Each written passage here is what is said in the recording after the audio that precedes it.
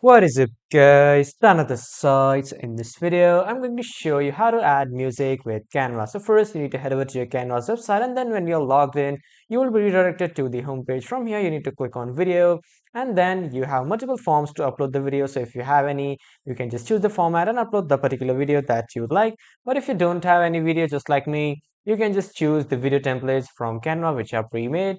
So just click on it once, and then in the new tab, the video template will open. Now to add the audio, here on the left side at the bottom you will see the add audio button. You can add an audio from here, but if you don't want to add an audio from here, you need to click on apps, scroll down a bit, and then you need to click on audio again.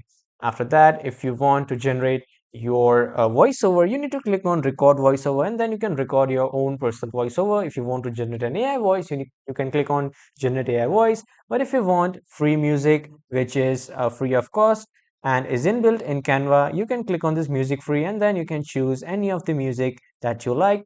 Click on it once, and then the music will be added in the timeline. So that was all for this video, everyone. Thank you for watching.